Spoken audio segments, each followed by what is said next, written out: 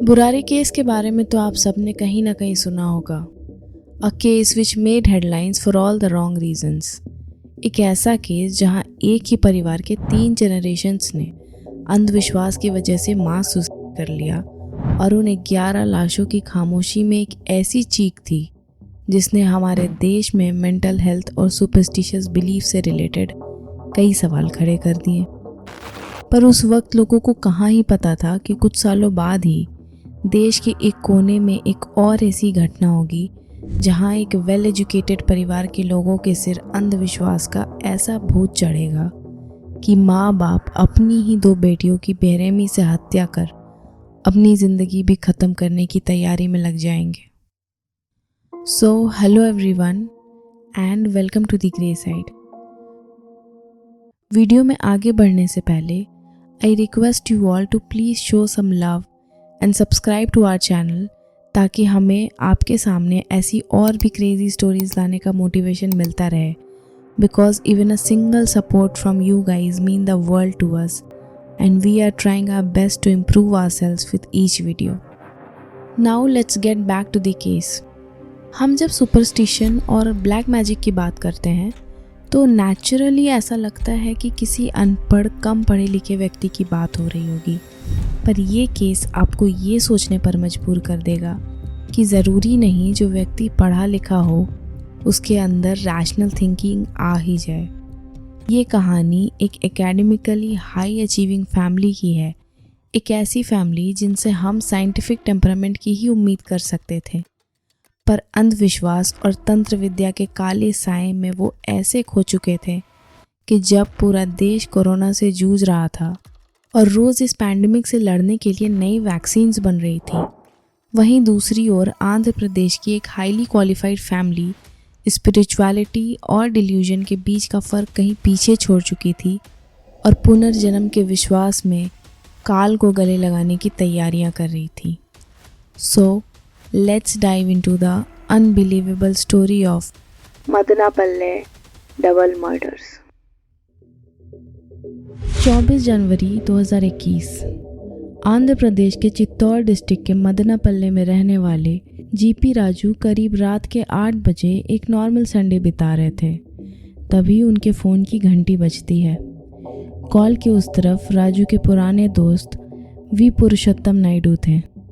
Naidu GP Raju से कहते हैं कि मेरी दोनों बेटियां अभी दूसरी दुनिया में हैं। मैंने और मेरी पत्नी ने कलयुग के अंत के साथ ही उनकी बलि दे दी है और अभी से 12 घंटे बाद कल जब सतयुग शुरू होगा तब दोनों उसी शरीर में और पवित्र होकर जन्म लेंगी, और अगर कुछ गलत हो जाए तो पुलिस को कल इन्फॉर्म कर देना। जीपी राजू को पुरुषोत्तम नायडू की बातों से ये समझ आ गया था कि वो बिल्कुल मजाक नहीं कर रहे हैं और शायद उन्होंने सच में ही अपनी बेटियों को मार दिया है।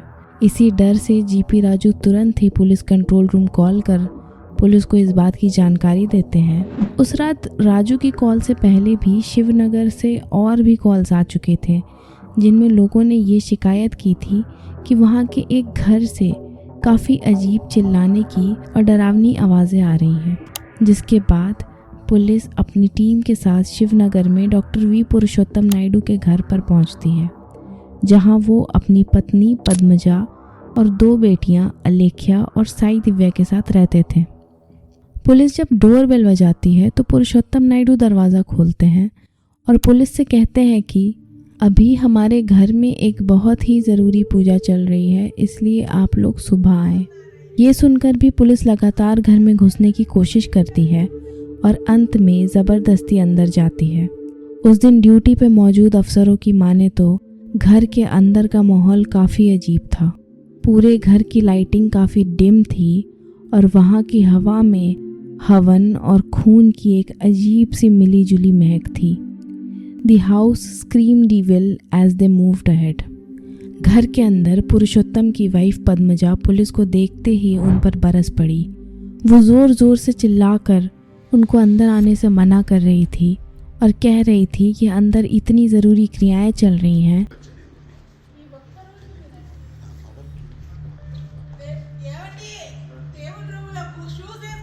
और ये लोग जूते पहनकर घर में घुसे चले जा रहे हैं।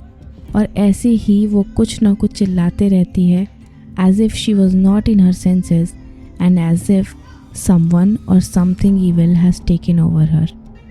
On the other hand, police Padmaja की बातों को इग्नोर कर घर के अलग अलग कमरों की तलाशी लेने लगती है, but they found nothing until they entered the puja room.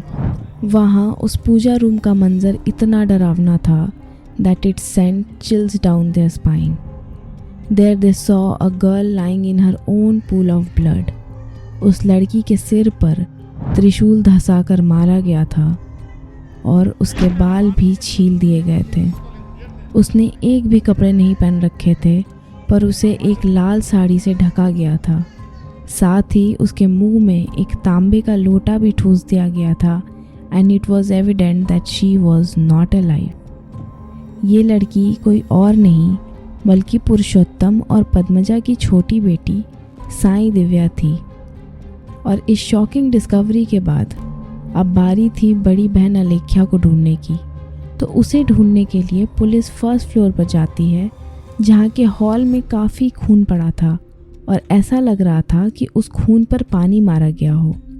और उसी फ्लोर के एक कमरे में the police discovered another brutal killing. इस कमरे में अलेख्या की बॉडी भी उसी हाल में पड़ी थी, बस फ़र्क इतना था कि अलेख्या की हत्या एक डंबल से कई बार उसके सर पर वार करने से की गई थी, जो कि उसकी ही बॉडी के पास पड़ी थी। The scene at that house looked straight out of a horror movie, जिसमें माँ को देखकर ऐसा लग रहा था कि वो मेंटली किसी दूसरी दुनिया में जा चुकी हैं और कंटिन्यूअसली कुछ चैंट कर रही हैं। And the 2 daughters of the house were bludgeoned to death. अब पुलिस फॉरेंसिक टीम को वहाँ जांच के लिए बुलाती है और उसी बीच they try to interview the father. Doctor Naidu को घर के हॉल में एक सोफ़ा पे बिठाया जाता है। वो खुद भी एक ट्रांस में थे और अब धीरे धीरे he started to respond to the questions of the police. पर पुलिस के सारे सवालों का एक ही जवाब था उनके पास कि आज रात संडे ख़त्म होने के साथ ही कलयुग ख़त्म होगा, इसलिए मेरी बेटियां दूसरी दुनिया में गई हैं और कल मंडे को सतयुग की शुरुआत के साथ ही उसी शरीर में उनका पुनर्जन्म भी हो जाएगा। He also requested the police to leave them, ताकि वो लोग भी अपनी बेटियों के साथ अपनी बलि देकर उनके साथ ही कल पुनर्जन्म ले सके। इसके बाद जैसे ही पुलिस डॉक्टर पुरुषोत्तम और पद्मजा को अरेस्ट कर उनकी बेटियों को पोस्टमार्टम के लिए भेजने लगती हैं, वैसे ही the couple lost it and started shouting कि उन्हें 12 घंटे दिए जाएं और सुबह देखें कि कैसे सब ठीक हो जाता है। But the officers were not buying it and they arrested the couple and sealed the house. पर अब तक इस केस में हमने जिस परिवार की ट्रेजेडी के बारे में सुना, उनका बैकग्राउंड जानना बहुत ही ज़रूरी है, ताकि हम ये समझ सके कि एकेडमिक क्वालिफिकेशन से किसी भी व्यक्ति में रैशनल थिंकिंग डेवलप हो जाए ये ज़रूरी नहीं है, क्योंकि sometimes the most well educated people are the most brainwashed ones and that mental health के बारे में अवेयर होना, उसे एक्नॉलेज करना कितना ज़रूरी है, क्योंकि इस कहानी का पैटर्न बुरारी मास सुसाइड से काफ़ी मिलता जुलता है। कुन्नूर के मदनापल्ले के शिवनगर इलाके में रहने वाले डॉक्टर वी पुरुषोत्तम नायडू ने MSc, MPhil और PhD कर रखी थी, जिसके साथ ही वो मदनापल्ले के वुमेंस गवर्नमेंट डिग्री कॉलेज में केमिस्ट्री के एसोसिएट प्रोफेसर भी थे। वहीं उनकी वाइफ वी पद्मजा मैथमेटिक्स में गोल्ड मेडलिस्ट थी and she was also working as a correspondent at Masterminds IIT talent school. इनकी 2 बेटियां थीं, जिनमें बड़ी बेटी अलेख्या 27 साल की थी और उसने भोपाल के Indian institute of forest management से डिग्री हासिल की थी, जिसके बाद वो भोपाल में ही एक कंपनी में काफ़ी अच्छी जॉब कर रही थी। पर 2020 में लॉकडाउन लगने के बीच में ही उसने अपनी जॉब से रिज़ाइन कर दिया था और मदनापल्ले में अपने घर वापस आकर वो सिविल सर्विसेज की प्रिपरेशन कर रही थी।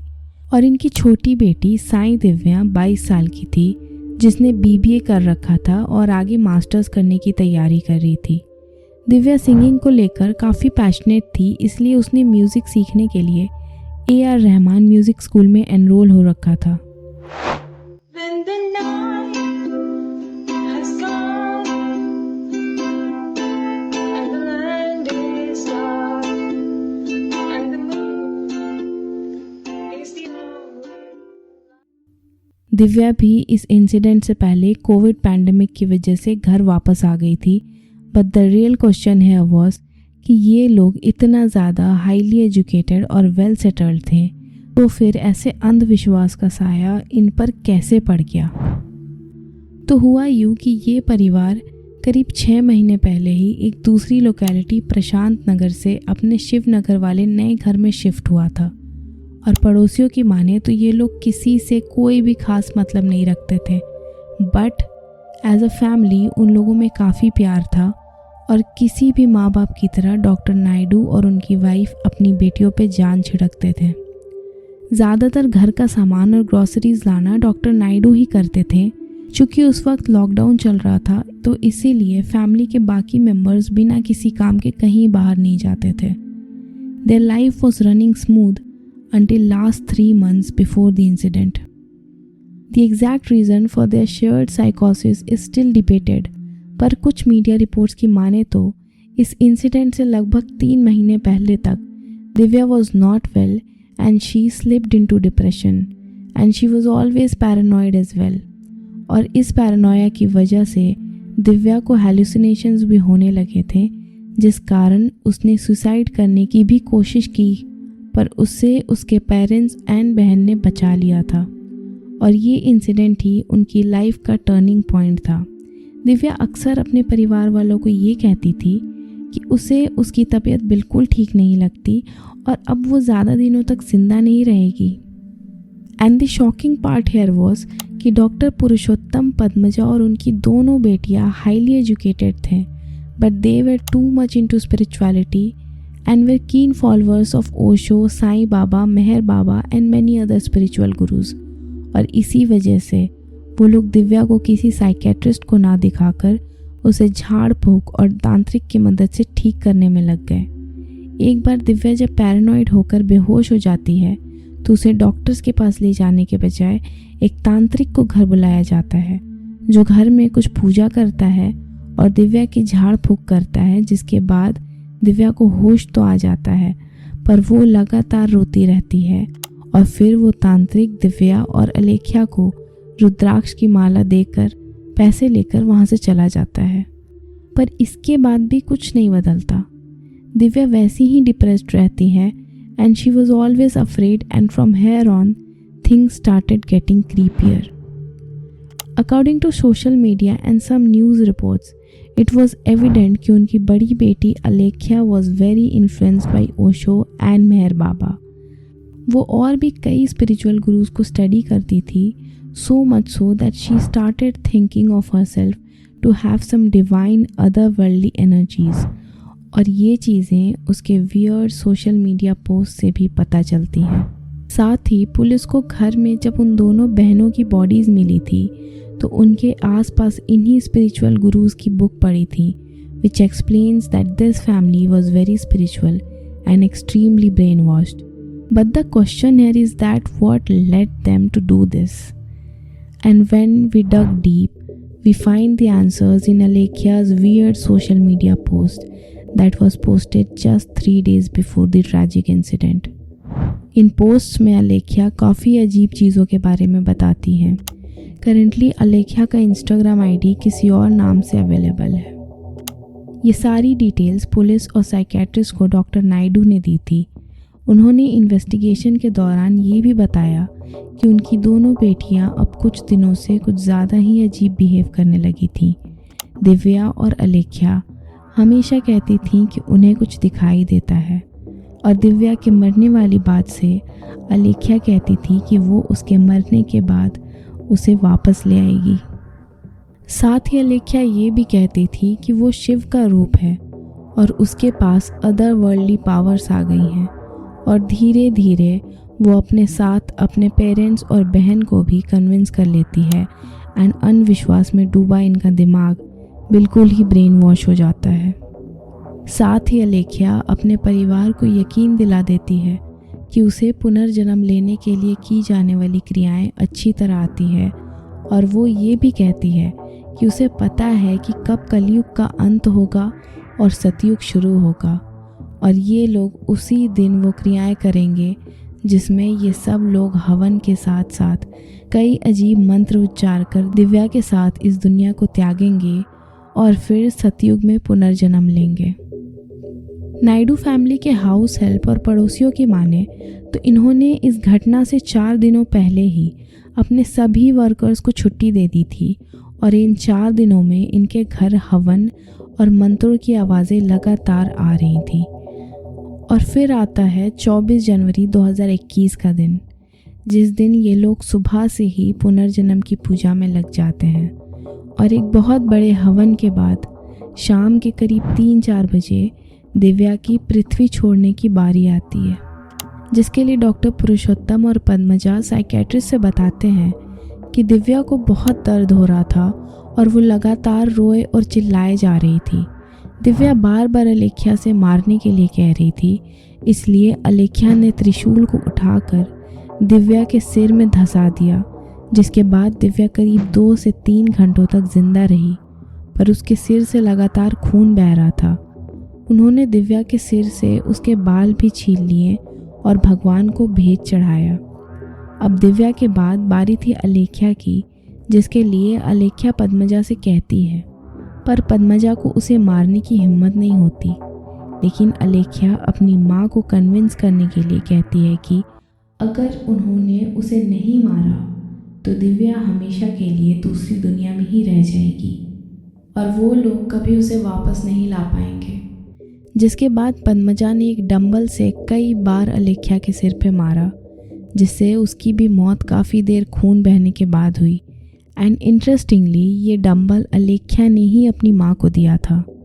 अब दोनों बेटियों की मौत के बाद बारी थी डॉक्टर नायडू और पद्मजा की, पर शायद डॉक्टर नायडू अपने ट्रांस से बाहर आकर इन सब चीज़ों से घबरा गए थे और उन्होंने अपने फ्रेंड जीपी राजू को कॉल कर दिया और इसके बाद जो हुआ वो तो आप सभी जानते ही हैं।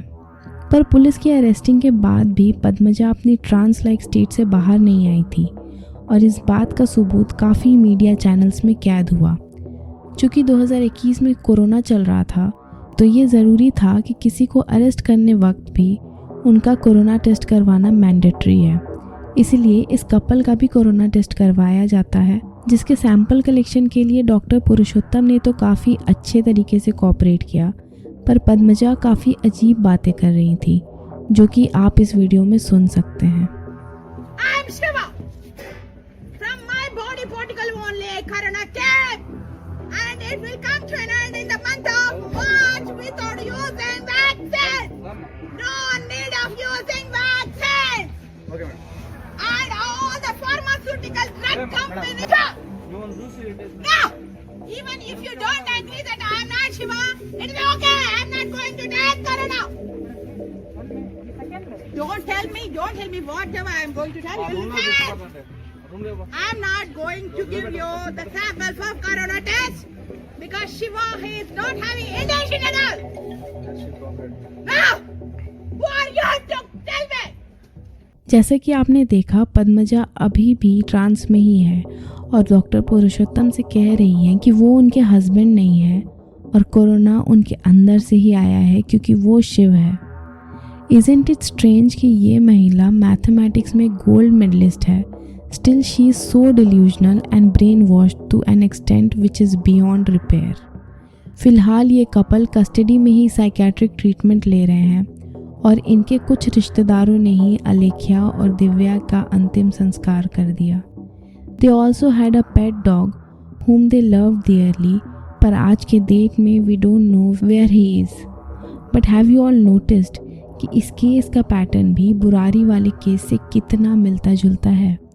जैसा बुरारी केस में फियर साइकोसिस का इस्तेमाल कर पूरे परिवार को मास सुसाइड के लिए पुश किया गया, जो कि उनके मुखिया ललित ने किया।